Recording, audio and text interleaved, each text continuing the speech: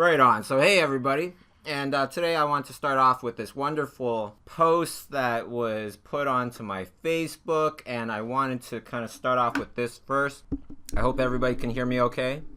This post was from an old Schoolism House artist participant. You know, we have this Schoolism House where artists from around the world, they apply to stay at the house, and they stay with their mentors, Thierry Lafontaine, and guest artists such as myself, or Nathan Fowkes, or Steven Silver, or Justin Goby Fields, or, you know, a whole list of really awesome artists will come and stay at the house as well and teach you and everything, and it's this wonderful experience. Anyways, Priscilla Perizzo is one of the artists that stayed at the house, and she left me this really wonderful post that I want to start off with. It will brighten up your day, okay?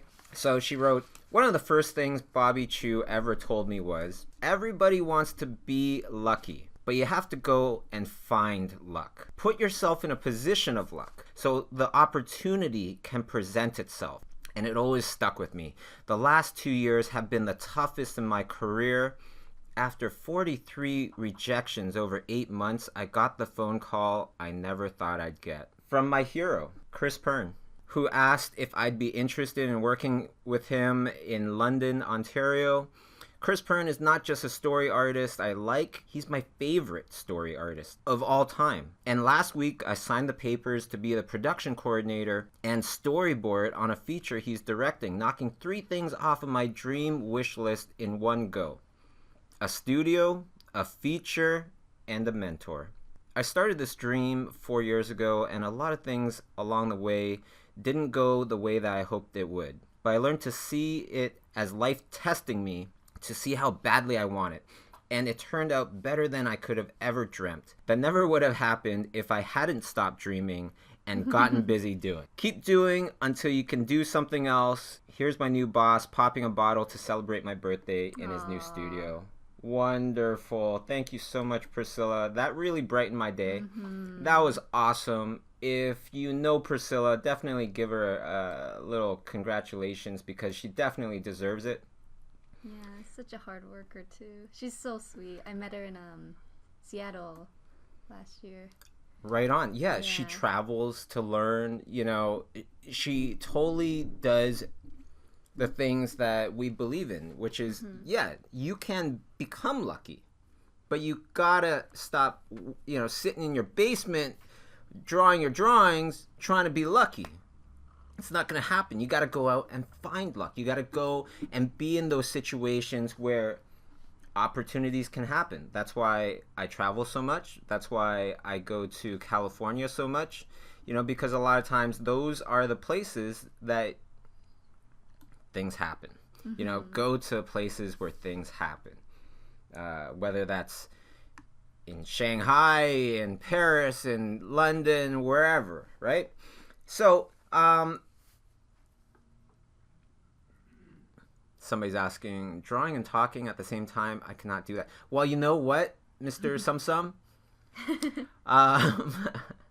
I'm not drawing and painting at the same time. I would be painting very fast. This speed of painting would intimidate the heck out of me if I saw this, you know, live and somebody was going this fast. It actually doesn't seem super fast until I start moving my brush like crazy. But yeah, I record myself painting and then I present it to you guys. Is the video a bit too dark for anyone else? Vico asks. Great question. It is. It's dark for everybody, including myself. When I'm painting these things, you know, I tend to start off dark. And reason is because, have you ever been in the dark and you think you see something in the corner of your, you know, vision, and you look over and it's nothing? It isn't the werewolf that you thought it was. It's a tree. It's a rock. Whatever. Why does this happen when it's, you know, why does this happen more in the nighttime than in the daytime? Well, it's because when you're painting things and it's not that clear, your brain is able to visualize a lot better about what it wants to see. Mm-hmm. Right? And it stops concentrating on the things that are there. So painting dark helps me to visualize how I want the painting to be. Because right now it's still very much the idea stage. This is my sketch, my thumbnail, everything, my final, all in one. Because, you know, you can paint really quickly and small in Photoshop, right? In the beginning of this video, I'm painting it from a tiny little thumbnail and, you know, zoomed out, right? And when I get the thumbnail correct, then I zoom in and I start painting it up. So this is a sped up version of this painting that I did for Imagine FX a little while back. Yeah, it's nice how you do like the darks, because it's like how a lot of people say like, oh, get the silhouette first, because you get the big picture first. And it's pretty much what you're doing right now. It's like, you know, avoiding all the details and, you know, getting the big picture in before anything else. Yeah, and it's, you know what? It's a really great way to start learning how to paint. Mm-hmm. But I saw that there was a bunch of first-timers on the stream, so I wanted to welcome you and welcome everybody else on the stream here. And if you want to ask me a question, that's the best thing about hopping on these streams live, is I'll read them. I'll answer back. I'll say, you know, big shout out to Tuva, please. Well, big shouts out to Tuva, you know what I mean? This is totally interactive. So all you need to do is type in the word question. Big, you know, capital letters question, and then write your question afterwards. That way we will be able to see the questions a lot easier. Super simple question by Connor is, Bobby, is schoolism coming back to ACAD in Calgary? Well, we definitely plan on coming back to Calgary. We love Calgary. Yeah. We love the people in Calgary. And the convention, the Calgary Expo, is one of the best run Comic-Cons. It was so amazing last year. Yeah, they treat you so well. They treat you amazing. I didn't go last year. I went the year before. And it's funny. Were you there that year, the year before? The year before, I wasn't there, but this year I was there. Yeah. The year before, you know, we all have special passes because we're guests of the Comic-Con and everything, so we get to access stuff in the back, right? Same as the celebrities. And so I was looking for the washroom, and went into the back where, you know, not everybody's allowed to go, and I'm looking for the washroom. I find the door. I open up the door, and it led to a stage. I was on a stage, and the room was filled with all these people in the audience. And guess who else was on the stage? The cast of Game of Thrones. Oh my God. Wrong door. Closed that door right away. But yeah, that was my little experience with the Comic-Con. That was super fun. Got to meet them one-on-one, kind of. Yeah, totally. And, you know, speaking of Comic-Con, speaking of workshops, speaking of places where you can go to, you know, have opportunities happen, or being in the right places where opportunities can happen, here's a little exclusive, early exclusive. I believe we're going to be launching the Seattle Schoolism Workshop. Big shouts out to all my friends in Seattle. Mm-hmm. March 2nd to the 3rd. It's going to be lined up with the Seattle Emerald City Comic-Con. Definitely check it out, because here are the guests that are coming. Andrea Blasic, one of my favorite sculptors ever. One of my favorite people ever. Chris Sasaki, Pixar character designer and just artist overall extraordinaire. Ryan Lang, Disney artist, but also worked on a little film called Doctor Strange. Like totally just killing it with live action as well as animation. Jesper Icing from all the way from Denmark. Amazing illustrator and, Magic the Gathering, Dungeons and Dragons. Victoria Ying, ex-Disney, ex-Sony, now full-time freelancer, living the life. And my buddy Jeff Turley, the amazing Jeff Turley. Oh, okay. So the volume is very low. Let me just make sure. Huh.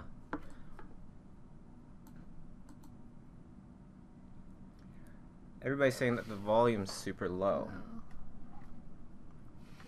Let me see if this other mic might be better.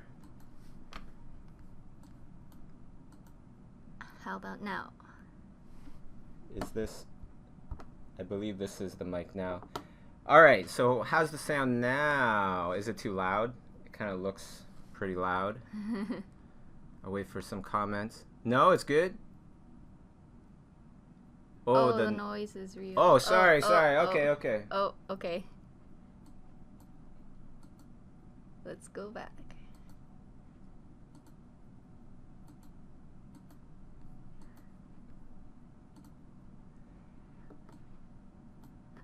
Okay, sorry guys. Okay, everyone's freaking. Oh my god. Trying to fix things live. Some things, You know what though? This kind of goes back to what Priscilla was saying, that you kind of have to roll with the punches, especially when you're trying to do good things. A lot of times life throws a big shit patty right in your face just to make sure that you really, really want it, and tends to kind of throw these big obstacles in your way at the worst times. When you totally don't deserve it. And that is the absolute sign that you're going the right direction. Keep going. Happens to me all the time, that's for sure. Like the sound just now. Just trying to do good things, trying to, Yeah, and give back. And you always learn from these little things. Yes. Yes. Thank you, Massey. So, Massey, anytime you want to jump in with some questions, we'll be happy to. Yeah, looks like we have a bunch coming in. So first, Francisco asked, hey guys, when are you guys coming back to Seattle? Which I guess we covered. Yeah, March 2nd and 3rd. And then the next question is, Ileana, what is the best way to learn more about values and exercise example? Oh, values. Well, the best way to learn anything is you learn from somebody else, that is explaining it, things like that. Watching videos of people doing their value studies and stuff is good, but it's even a lot better when it's with explanation. A lot of times you watch a really great painter. In the beginning, you don't know what the heck they're painting. It looks like a bunch of abstract stuff. And it doesn't look good, right? And it isn't until a little later, and all of a sudden it just clicks, and you're like, oh, I see it. It's a boat. It has all 100 orcs on it, and it's, attacking some other thing, a castle or whatever. Well, it's in those first initial steps that you need the most explanation from the artist, right? So try to get somebody that's really good at values to teach you how to do values. Of course, there's schoolism classes. That's why, we make the schoolism classes. They're courses with lessons and assignments. It's $15 a month to do self-study. You could take your time with that. It's pretty much a no-brainer, but I say this every time. So other, I guess, not as good solutions, because I do feel like that is the best solution. You get somebody else to teach you how to do it, somebody that really knows how to do values very well. But another, way that you can do things is you could just grind it out and just copy, and analyze. Don't just copy and don't just try to pick out those exact tones and then put them down on your, monitor or canvas or whatever. Don't just do that, but analyze. Why am I painting with this tone, and what does it represent, and all that stuff, and analyze it, right? Deconstruct it and recreate it. Yeah, that's a really awesome tip. But yeah, schoolism for sure really helps out. Well, you've taken a bunch of schoolism classes. Which one would you recommend for like values? For values, I liked Jonathan Hardisty's class. He covers a lot of value. He really emphasizes on that, and he also teaches you it's like what you learn in. Well, this is what I thought back when I learned a lot of art stuff in school, like both high school and in college. Things didn't really click to me because they weren't really explained that well, and because there's so many students, they kind of just skim over really quickly. But the great thing about schoolism is when you're self-taught, or even when you're taking the critique classes, you can watch a video over and over again until you understand it. But the great thing about Jonathan's class is he has this way of explaining things really well, and it's like, oh, that's what that teacher meant when he said that. Yeah, Jonathan is really articulate with his words, with it, being able to really distill his thoughts into something that everybody can understand. It's really, really good. Brandon Gully in the stream is also saying Nathan Fowkes touches on value a lot, which I absolutely agree. And Dai Satsumi, Robert Kondo, yes. That one is huge with values. And so why do we have so many different painting classes on schoolism? A lot of times it's the same subject, because the best way to truly become a great artist is not to just learn from one person, even though I would love to tell all my students, you just need to learn from me, and I will tell you everything and then you're going to be awesome. But no, I know that's not true, because if they only learn from me, then they're going to be a watered down version of me. And that's no good for anybody. Yeah. So you learn from a bunch of different people, and then that's when you not just learn about values, but you learn about values quicker, and because you'll see all these things that relate to each other, that people are saying, that different people are saying, but also you'll be growing in the right way. You'll be growing in a way where you will be growing as an individual, with the accumulation of all these different people and their different approaches to value, their different approaches to color and design and all that stuff. Yeah, and I guess on to the next question. It kind of from value, we can jump to color. Francisco asks, I've been doing your morning exercises, only faces, and they're really great for catching things you're not good at. Do you have similar exercises but tackling the use of color? Yeah. Well, my exercise is really stolen from Dice Tatsumi and Robert Kondo. I won't kind of butcher what they talk about. It's probably best to just check it out yourself. And honestly, I don't want to say anything negative, but if you're struggling with color and you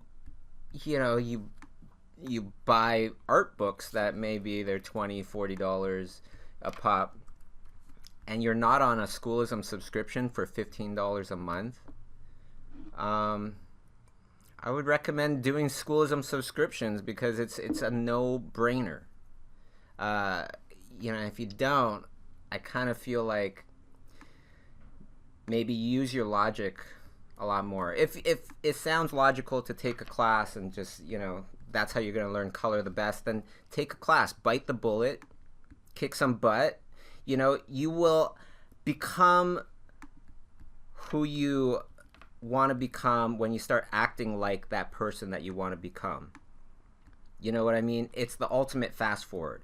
If you were already a super ninja samurai artist, just killer, well, what do you practice? How are your habits like? How did you get there? Did you just sit in a cave and try to learn everything yourself? Or did you search out the best people out there to teach you?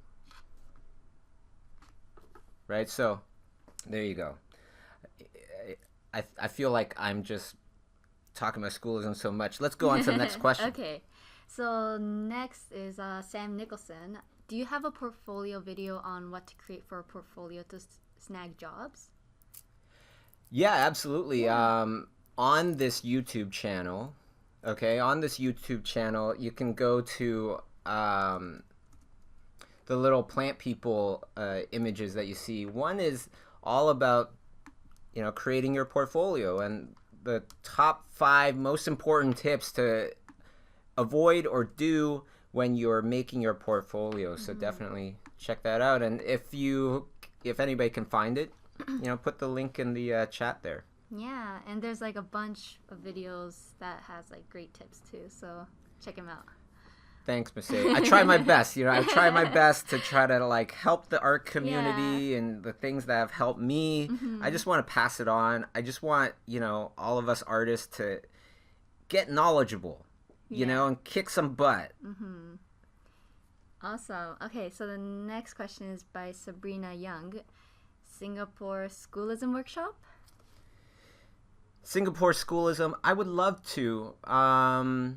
It's really far.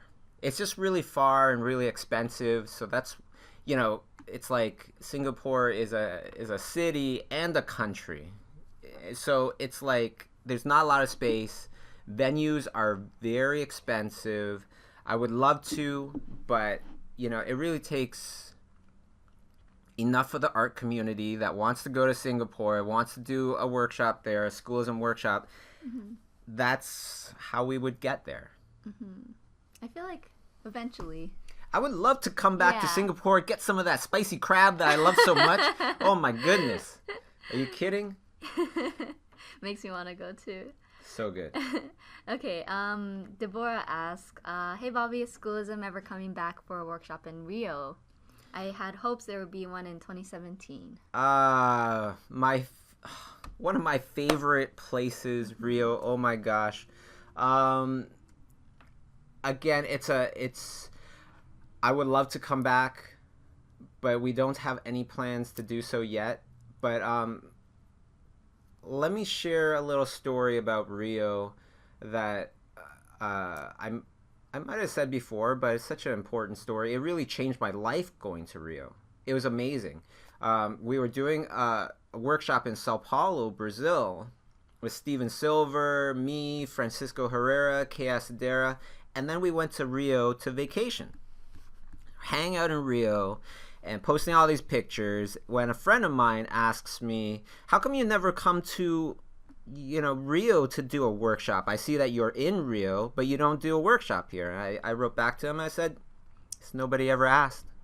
And then he wrote back right away and he said, well, consider me asking right now. And I said, well, you know what? I asked everybody else. They're down. We will do a free workshop in Rio if you can get us a space and get a bunch of people together tomorrow. So he had less than 24 hours. And he wrote back right away. He's like, yep, the word is out. People are coming. Done. And we went to Rio. Or we were in Rio. We went to the place. We went to the venue spot. My buddy already printed out banners for us within just hours. And the room was packed, way over 100 people. We give our talk. Each one of us gives our talk, gives our advice, shows, tries to spread some of that artistic knowledge of how we do things, and had a great time. Went home, got home, checked my email, and I got this email that said, I was very serious. It said, I went to your workshop, ... right? And I opened it up, and it was this woman from Brazil. She was about 30 years old, and she was saying, hi Bobby, I went to your workshop today. She said, hi Bobby, today I was planning on killing myself. That's what she said. And she said, I'm 30 years old. I've been trying to become a successful artist for the last 10 years, working super hard, but nothing was gelling. Nothing was happening. And my boyfriend that I live with, he's been supporting me this whole entire time, and I feel horrible. I feel like a giant waste of space. And so tonight, I was planning on killing myself. But then a friend of mine called me and said, hey, Bobby Chiu, Steven Silver, Francisco Herrera, Chaos Dare, they're doing a free workshop in Rio. They're doing a free schoolism workshop in Rio. You gotta come, and please come with me. I want to go. So I went. And I learned all these things. I learned how you guys do your art and everything like that. But more importantly, I heard your stories. I heard your stories of not just this rocket ship straight to success, but it was a roller coaster of ups and downs, and a lot of times really brutal downs. And that's when I realized that's not supposed to be a rocket ship straight to my dreams, that it's supposed to be going through all of this crap, all of these downs. Especially in the very beginning, it is like a rocket ship in a sense, where you have to burn like 2/3 of your fuel to get out of the atmosphere, just to get out of that atmosphere. And that email, at the very end of it, she was just like, now I understand. Now I understand that I am on the same path as you guys. I am on the same path as all the great, artists before me. And this is part of it. This is life's test. I gotta keep going. And I don't want to kill myself now. And I just want to say thank you. And that email literally changed my life, because after that, that's when I turned up the schoolism workshop switch to make it an absolute mission to go to as many places as we can, to spread the good knowledge and to meet other artists and try to affect the community as much as possible in the most positive way possible. So, if you're listening, the person that sent me that email, thank you very much. And I'm sure the whole art community probably thanks you as well. Mm-hmm. Everybody that's come to schools and workshops, it is because of you. And I hope you're doing awesome. I hope you're still on that path. Aww. Every time I hear this story, it just touches me. I get chills. Every time I retell it, I get chills. Mm-hmm. Aww. Like working on movies, super cool. Working on video games, super cool. But to know that you changed somebody's life, or you help to make sure that their life didn't end, oh my goodness. Mm-hmm. That is more than super cool. It's an absolute honor and a privilege to be in a position where you can change somebody's life like that. Mm-hmm. That's amazing. Yeah. So I totally miss Rio. Yeah. Love it. Gotta go back, huh? Yeah. On the other side, we were on the beach, me and Steven Silver and Kay, and we see this topless woman just standing on the beach in Rio. And then Steven takes a closer look. He jumps into the water and then comes out, gets, kind of walks past her, and then he comes over and he's like, "Oh, that's not a woman. That's a guy with breast implants." A super deep voice. So, yeah. Try to end it on a happy note. Which the other one was also happy. Yeah, it was happy. Awesome. It's a great happy ending. Okay, the next question is Neanderthal. Bobby, you're the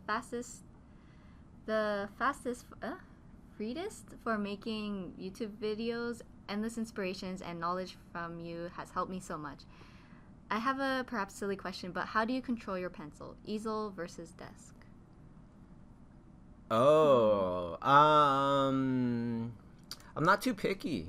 I'm not too picky. I like easel, desk. I think, okay, if I had to choose, it would be an inclined desk, like a drafting table, or a drawing board. I just clip the paper onto my drawing board if I'm just like on the couch or something like that, and I'll just use that. It's good for your back and your wrist as well, I'm guessing. I guess so. I'm not sure. I'm not sure, actually. I guess whatever works for that person. Yeah. Okay, so the next question is from Henry. I'm looking for a job as an in-house illustrator / graphic designer, but most places like newspapers, print publishing firms I've asked have told me they outsource everything. Where should I look?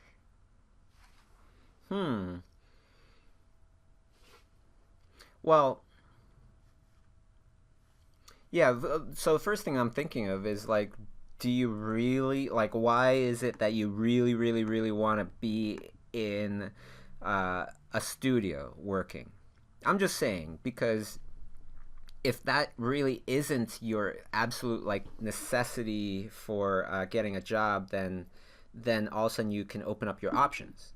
So ask yourself, why do I want to work in a studio full time to do editorial illustrations? I'm sure there are places, but to ask that question, maybe the answer is, well, because I don't like drawing at home. Well, maybe you just need a studio outside. Maybe you need a studio just down the street. Maybe it's because, well, you want to be with other artists, and then you can, learn better, faster, and get inspired and all that stuff. Well, a lot of people, they have studios together with their friends, their other artist friends, and then everybody works together. So that's another option. So I think the first thing is just to really think about why. Why is that your goal? And then ask again, why did you answer that thing to the first why? Well, it's because I'm lonely, because, I don't know, and then ask yourself one more why to get to the heart of the situation there. Well, it's because my mom didn't love me, and now I feel lonely all the time. I don't know. It could just, then all of a sudden the answer could be get a cat. Right? Because cats are pretty awesome. When you're drawing, they just kind of jump on your lap, and then you're like, oh, that's really nice. Yeah, ask why. Okay, the next question is by Jonathan. Exercise or tips for a smooth transition from drawing to painting? Yeah, that was tough for me. So what I did was going from drawing to painting. Well, painting is very different thinking than drawing. In the most part, it's almost like adding on like 3 different dimensions to your thinking. But how I did it was I just started painting with black and white. And that's how I started. So I didn't mess with color yet. I really tried to get good at values first before I went to, color. Just take it one step at a time. Because if you think about it, let's say, okay, you are the, quote unquote, normal human being. You have 2 eyes. You have, everything's working. Okay, you can see structure, you can see values, you can see light, you can see color, you can see saturation. Okay, say you're colorblind, completely colorblind. Well, now you can't see hues, you can't see saturation, but you can still see light. And because you can still see light, you can still see structure. Okay, well, let's go, one more step. Now you're blind. Now you can't see color, you can't see saturation, you can't see light, but can you still see structure? I kind of want to think yes, because you're not bumping around, you're not falling over in your own home. You know where the chair is, you know where the table is. I would love to imagine that blind people see more like linear structure everywhere, right? Which going, like, where's this all going? Well, the foundation is linear structure. It's structure. without having to deal with light just yet and all that stuff. So drawing is the foundation. That is the right way to start. If you want to go one level up instead of 3 levels up and struggling, then go to light, go to values. And then that's when the painting starts coming in, and then one more step, when you're ready for it, go into color. Mm-hmm. It's like taking little steps at a time. Yeah, you're trying to build a ladder to your goal instead of trying to jump to that goal from the ground, Might be really hard. Yeah, it's hard when you kind of see like all these amazing paintings like from all these great artists, and you're like, oh, I want to be just like them. Oh, but yeah, it's totally. kind of like, you have to see that, you have to like just think that they went through what we're going through. And the other thing is, stop comparing. Like, I don't care to be the best. I just care to be better than I was constantly. Right? And that will stop you from being lazy when everybody is telling you that you're the best. If you are the best in your class, all of a sudden, I see it lots of times, people get lazy. They aren't as hardworking a lot of times. Not everybody, but a lot of people. But if you just care to be better than you were on a constant basis, then there is no ceiling. Right? You're not trying to get to the top of the mountain. You're trying to fly as high as you can, which means that you could go above the mountain. Mm-hmm. Yeah, awesome. Okay, so the next question is by Abhinav. I want to do traditional animation and concept art for a living. Right now, I can only copy accurately, so what should I do? I have books and tutorials, but not set program to study. Animation mentor, that would be like my first reaction. Like, taking a class is hard, right? You've taken a bunch of classes. I've taken a bunch of classes. It's like you have no free time for a while. Yeah. Right? It's hard, but it's the fastest way to evolution. Mm-hmm. Schoolism, when it started, this other art school started pretty much the same month by another Bobby Beck from Pixar, ex-Pixarian, and he started Animation Mentor. How do you get good at animation? Well, you start learning from people that are from Pixar and, Disney and DreamWorks and all that stuff. Well, where do you find these people? You can find little snippets here and there on YouTube and stuff like that, which won't be as good. Or you can, bite the bullet, do what you think is logical, and if you can afford it, take a class. Mm-hmm. Okay, question by Gabrielle 3.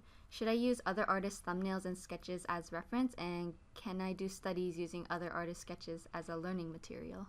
Absolutely. That's actually a really great, completely free way to learn, but it's all in the thinking. You need to think in the same way. You need to think in the same way as that artist thought, and that's how you're going to get to that really, really good knowledge.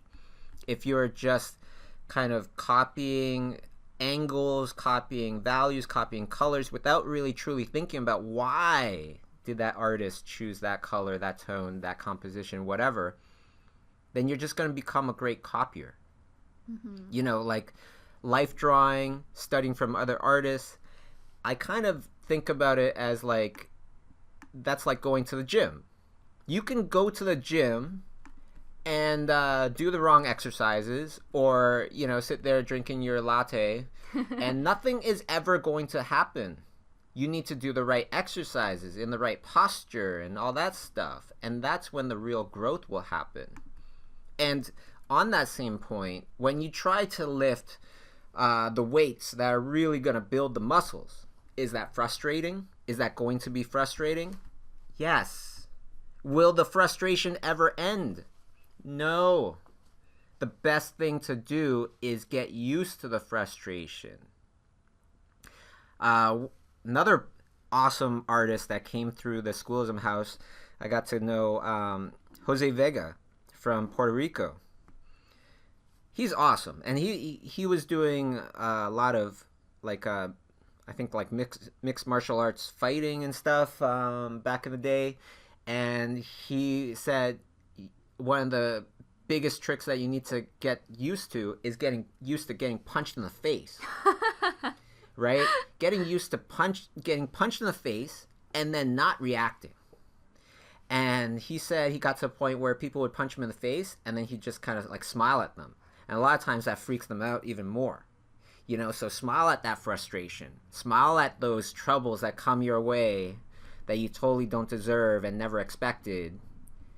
Because that's the best way for life to get, oh, shoot, I'm kind of like scared of Masay now. I don't want to throw any more stuff at her. I'm going to open up the doors and let her in. That's funny. Just smile. Totally. And you know, you work with me. Like a lot of times when bad things happen, I'm always like, that just means something great. You're on the right track. Something great is going to happen. But the caveat to this is that you have to be using your logic. Okay? If you keep running straight into a wall, nothing great is going to happen except for a bunch of like broken teeth. Nothing great is going to happen. You got to use your logic of how you spend your effort. Awesome. So the next question is, lots of questions. Grace Shields asks, how long does it usually take you to create a painting from start to finish? That's a question where you can't really fully answer. Yeah, like some paintings, some of my most popular paintings were done in like a couple hours, and then some that I spent 2 weeks on weren't really not as not popular at all. So it really depends on how many elements you know are in the illustration. If there's a ton of elements, then it's going to take you forever. Yeah, and I guess it's not all about like, oh, I took this long to do this painting, because in the end it's just the message and the impact that a painting gives. Totally. Emotional impact. How do people feel about your stuff? Okay, the next question is by Frederick. What artist do you like? That's a hard one. There's a bunch, right? There's so many. There's too many. There's stages, okay? There's stages. One person I really like right now is Evan Mull Amundsen. Crazy, amazing European artist, and got to meet him in Portugal at THU, had a really great time. And then he told me that he was one of my first digital painting students. Holy smokes. For Schoolism. Yeah. And then I was like, oh, I remembered the name, and I was like, oh my god. Yeah, dude is just incredible. Far surpassed me, I'm sure, and that's what makes me even more proud to have been a little stone along his amazing journey that he continues. He's got crazy. It. Yeah, he knows what it takes. And he's doing like a drawing a day. Yes. Like literally, when I met him in Dubai, he was like sketching. He's still doing. Yeah, he's still doing it. Exactly. It's like while we're having dinner, he just like he just adds a bit to his drawing and then puts it down, has a conversation, he picks it up again and keeps going. And I'm like, wow, you're literally doing it every single day. That's awesome. Cool. You know, you gotta be efficient. You know, we all have the same amount of minutes in a day. It doesn't matter if you're the homeless person on the street or you're Jay-Z and Beyonce. You know, we all have the same amount of minutes in a day, and it's how we spend them that makes all the difference. Yeah. Okay, so the next question is by Laith. The path to get to storyboarding is not as clear as concept art. Any advice? Well, first I'm just wondering, why isn't it as clear as concept art? I guess because you need to see it in video form or something like that. Maybe not as many classes.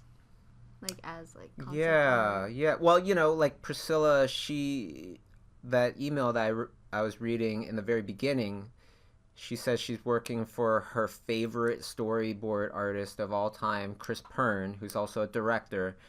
Well, Chris Pern, he wasn't just my neighbor when I was a student at Sheridan College, but he's also one of my good friends, and he teaches an amazing class on schoolism. $15 a month. Would you pay $15 for a lunch with somebody that you really loved and for them to just teach you for like an hour? Well, imagine $15 and you have like hours upon hours of like awesome organized content with assignments to help drill all those essential skills of storyboarding into your head. Mm-hmm. And you can watch it over and over and listen to him over and over. He's so fun to listen to. Storyboarders, a lot of times they make the best classes because they think about it as a show. Yeah. And it makes it entertaining as well. Mm-hmm. And a lot of times, a lot of teachers out there's a lot of really great teachers, but a lot of teachers out there, they think that, if I give the information, then that's enough, that I did my job. But it isn't. Your job is to affect the student in a positive way, right? Where they learn something and they're amped up about art and all that stuff. So not only do you have to give the right knowledge, information, you need to show how to do it. And you need to be entertaining. Mm-hmm. You have to make them want to learn. A lot of teachers, I talk with them and they're like, yeah, these kids, if these students don't want to learn, then, whatever, I did my job. It's like, no, you didn't, because they don't want to learn. Yeah. Right? That's true.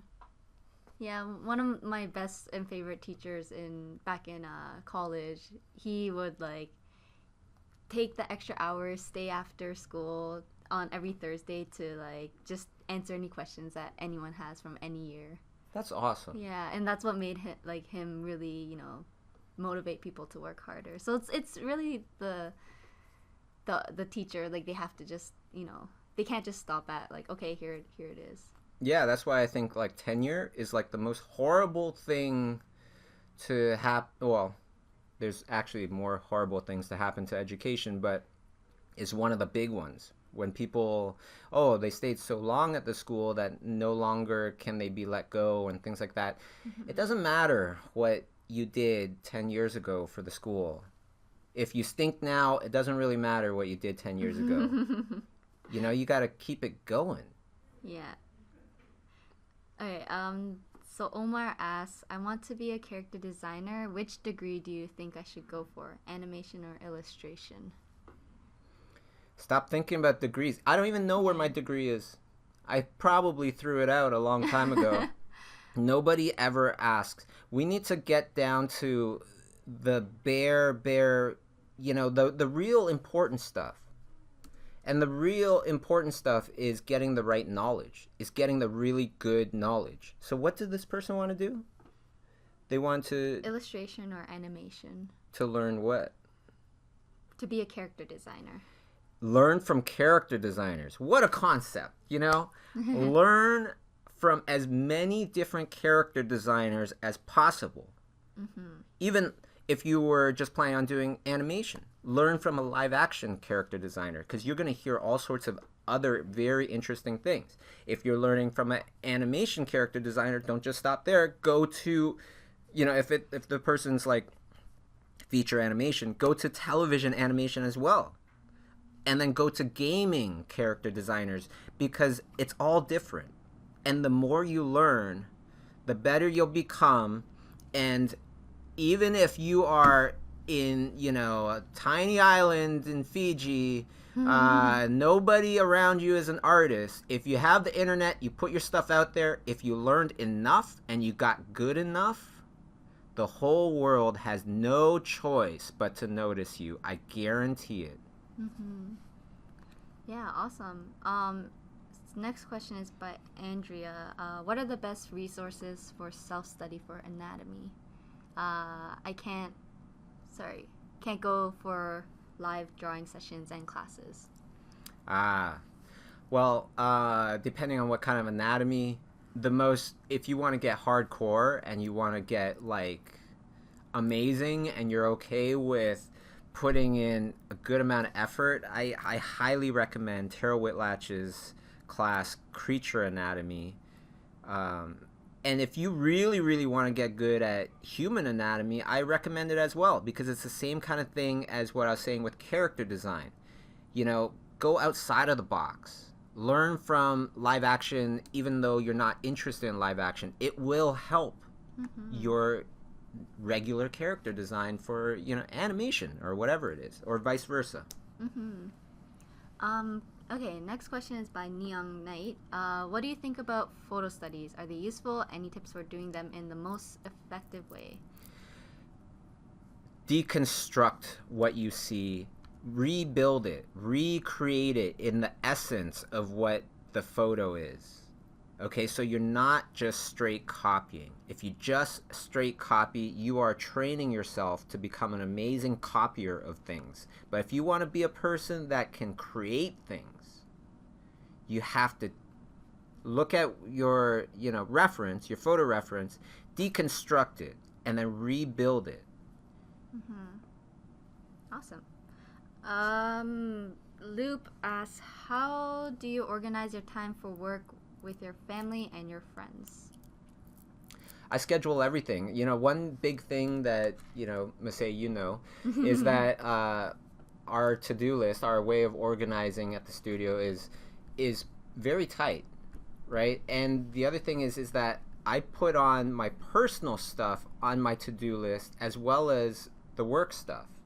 Because one of the big things that everybody talks about, especially when you have a family, especially after you have graduated and you start working for a bunch of years, the big hot topic is, how do you balance everything, right? How do you balance everything? And if you have a to-do list, which is like the honey, can you list, like, honey, can you do this? Honey, can you do that?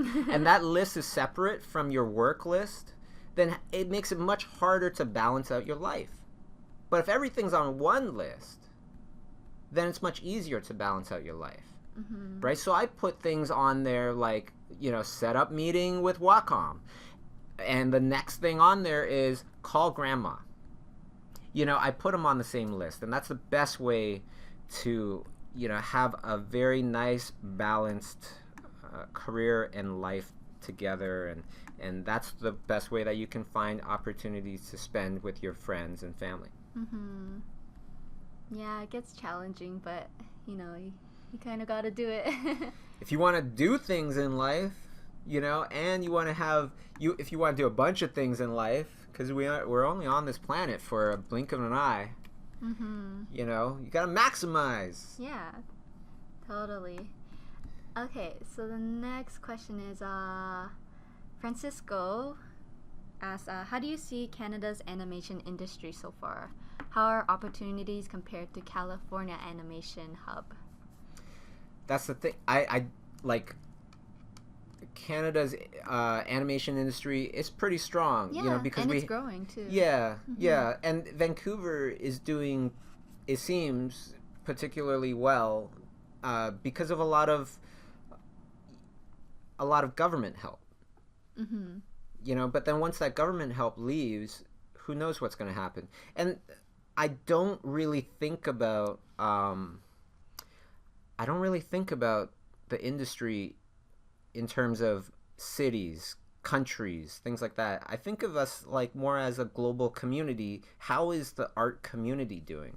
Because, okay, when we started the studio, 11, 12 years ago, people were afraid of paying for stuff on PayPal. I don't know if you remember that, but like people were afraid to pay for stuff online. That's how far back it goes, right? So working with people remotely, that was still very much a new thing. Still very much like people were like, how would this work? I don't even know. Now, you have productions where everybody is living in a different place. and then they have all sorts of awesome meeting software and stuff like that for you to work with people remotely. So yeah, you can move to the place where it's happening, but you don't have to. There are many other great options. I live in Toronto. I don't live downtown with all the other people and all the other studios and such. I live uptown, where it's nice, it's quieter. It's I can breathe outside. There isn't a whole bunch of pollution everywhere, and it's fine because I barely work for people in Canada as it is, and I live in Canada. So you can live in Timbuktu and still do really great as an artist. Yeah, and like the internet is just a gateway. It's a human-made dimension. Yeah. Right? It's awesome. Okay, speaking of Toronto, Mike asks, I just moved to Toronto and I'm looking for good life drawing classes after work. Any suggestions? The subway is too crammed at 5 p.m. Oh. Well, if you're downtown, I would look at... There's a couple life drawing sessions at like 7 p.m. Oh, where at?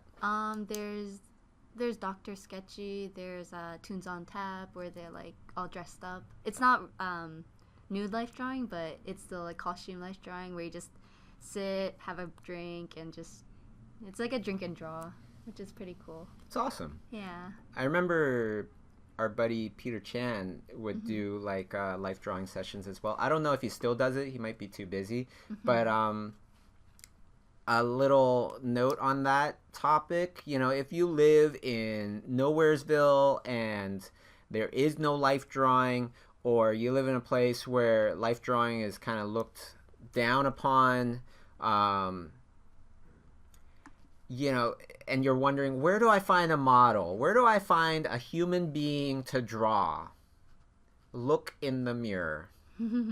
There's one staring right back at you that's willing to pose anytime you want. It's yourself. And yeah, when I was in high school, I couldn't find life drawing classes to make my portfolio and stuff. Was my... It's so embarrassing, but was my portfolio a bunch of drawings of me from the mirror? Yes, it was. You can't tell that it's me, but it was me. That's so good. The next, so if I ever see your early life drawing, I'll be like, oh, okay, this is Bobby. Yeah. Yeah, you would. Okay, so the next question is from Coraline. What about friends for schoolism workshop? Oh, that's a really good idea. I'm sure we will get there at some point. But the reason why it's taken so long is because, well, not just because of scheduling and busyness and stuff like that, but because Paris is a place where it's very expensive for venue spaces. Very, very expensive. So we gotta figure out how to get there, whether it's through sponsorship or whatever. But even, the ticket sales, even if things sell out, we would still take a loss a lot of times. Like THU, that's a really huge gathering of artists and stuff like that, and there's tons of people that come, and I believe, Andre has said like every year he's lost money on it. So the workshops is really a huge kind of passion project, and we do want to make sure that we make a profit from it so that we can keep doing it, but it can get difficult sometimes. In general, it can get difficult. Okay, the next question is by B. Neves. I've subscribed to Schoolism 2 months ago, but I'm finding it hard to maintain my motivation in getting through some of the homeworks. Any tips on establishing a work routine? Yeah, what I do is the night before, I would put in my calendar and I would schedule out each hour, right? Like I would schedule out time chunks for each subject that I want to do. This helps a lot because a lot of times what ends up happening is I have all these important things on my list, and then I have learning. Learning. Right now I'm taking Dice Tatsumi and Robert Kondo's course. I'm super busy, but then I scheduled it in the night before, right? And then when that time hits, even though I'm doing something important, I have to let go of it. I have to get on the class, because the class is the whole entire act of constantly learning is what will open up possibilities, open up opportunities the most. Right? It's doing those things that you don't actually need to do, but are going to benefit you a lot. Those are the things that you want to try to steer your life towards doing more and more and more. The things where it's like, okay, I have to do this right now or else I'm going to be homeless, I can't pay my bills, that kind of thing. Those things only help you to maintain the life that you got right now. Right? In order to achieve a higher life, career, whatever, the fastest, you got to do the things that you don't actually need to do, but will benefit your life incredibly. Can you think of one right now? Maybe it's ZBrush, maybe it's learning how to paint light and color, maybe it's drawing better character designs. Think about it, and then start carving away a little bit of time. I try to do that too. I know you do. You're such a good role model, honestly. Like you help motivate me as well. Like more than you know. So yeah. Aw, thanks, Bobby. Totally. Maybe one last question, right? One last question. Okay. Let's see. I think this might be a good one to end off. Armand asks, any tips on pulling out of a burnout? Like wonky emotions, heart palpitations, etc. Yes. Okay, one is a lot of the burnout comes from stress. And a lot of stress comes from things that are out of your control. That's what I find with myself anyways. Like, oh, did I do a good job? Or are they going to approve this thing that I handed in? Oh, are they going to keep me on the project? Am I giving them the look of picture that they want? Well, all those things are out of my control. And a lot of times, if it's like this huge opportunity, you might stress the heck out of yourself. So my advice to you is just concentrate on this. Concentrate. Are you putting in the time? Are you putting in the effort? Are you trying to use your logic? Okay, time, effort, logic. If you are doing all these things, then you're doing all that you can do. And as long as you keep doing all those things all the time, then you're going to succeed and you're going to have a successful art career. Perhaps you might not continue on with that job or whatever. Like if it was what I was saying, like, oh, are they going to like my art? Are they going to keep me on? Perhaps they won't. But if you're always using your effort, using your time wisely, and using your logic, of course, you're going to have a successful overall career. And what's better, having a successful career or doing one job well, right? So that's number one. Number two is do something sort of meditative. Okay, I actually meditate and do yoga and stretching in the morning and try to empty out my head. Now, maybe your thing is going shopping. Maybe your thing is exercising, or maybe it's fishing.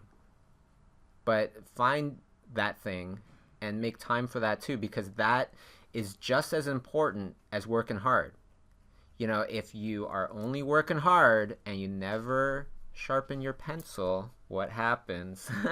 You're not going to be drawing for very long, right? So we have to take the time to sharpen our pencil.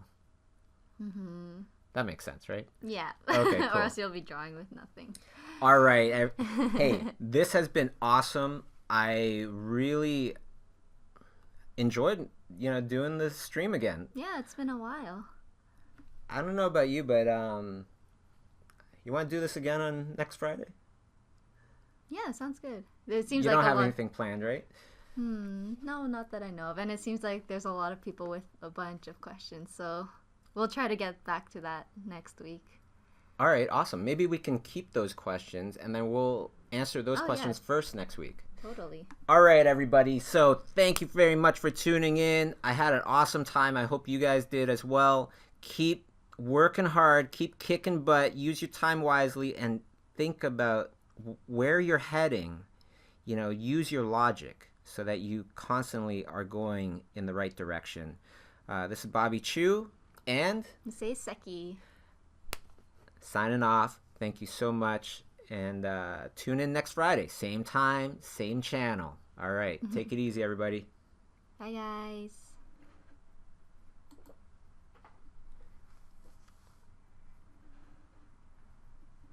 Awesome. Awesome. Cool.